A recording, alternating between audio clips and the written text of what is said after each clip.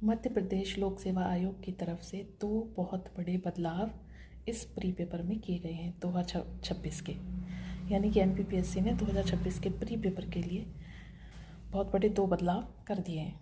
जिसमें कि पहला बदलाव ये है कि जो पेपर आपका GS1 सामान्यतः हुआ करता था, अब वह पेपर आपका 300 नंबर का होगा।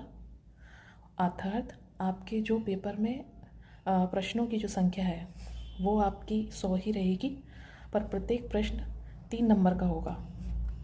दूसरा बदलाव ये हुआ है कि जो अभी तक माइनस मार्किंग नहीं हुआ करती थी, वो माइनस मार्किंग अब इस सत्र से 2026 से लागू कर दी गई है। यानी कि अगर हम इसको समझ कर देखें तो आपके प्रत्येक नेगेटिव मार्किंग जो होगी वो इस तरीके से होगी कि अगर आपके 3 प्रश्न गलत होते हैं तो उस स्थिति में आपका एक सही प्रश्न गलत माना जाएगा। मतलब ये है कि प्रत्येक प्रश्न गलत होने पर आपका 1 अंक कट रहा है।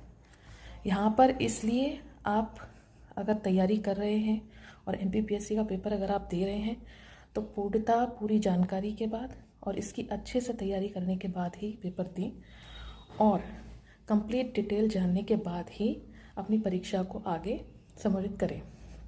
साथ ही मैं ये कहना चाहूँगी, जो लोग ये कह रहे थे कि एमपीपीएससी तो बहुत सरल हुआ करता है, तो कृपया अब ये गलतफहमी अपने दिमाग से निकाल दें, क्योंकि एमपीपीएससी का पैटर्न भी अब सेम यूपीपीएससी की तरह कर दिया गया है। और उसके अलावा देखा जाए तो जहाँ तक मैं समझती हूँ कि शायद हो सकता है कि इसका जो असर है, जो हमारा मेरिट लिस्ट बनती थी, जो हमारा मेरिट स्कोर आता था, हो सकता है उसके ऊपर भी संभवित इसका असर पड़े। या तो मेरिट लिस्ट ऊपर हो सकती है या मेरिट लिस्ट नीचे भी जा सकती है नेगेटिव मार्किंग की वजह से, जो कि अभी तक मेरिट लिस्ट काफ़ी हाई जाया करती थी, वो नीचे भी हो सकती है। साथ ही मैं यही कहूँगी कि आप लोग जो भी पेपर की तैयारी कर रहे हैं वो लोग अब इसे पहले की तरह समझकर पेपर ना दें, क्योंकि जब नेगेटिव मार्किंग को संभावित कर दिया गया है तो हो सकता है शायद आपके जो इसमें अटैम्प्ट रहते हैं उन पर भी इसका आने वाले टाइम में असर पड़े।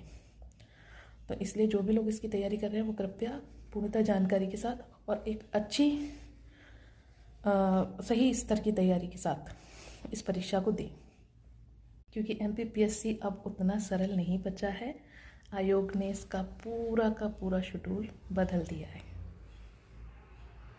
इससे जुड़ी हुई कोई और जानकारी अगर आपको चाहिए तो आप मुझे कमेंट कर सकते हैं। मुझसे जितनी आपकी हेल्प हो सकेगी संभवित आपकी हेल्प करूँगी।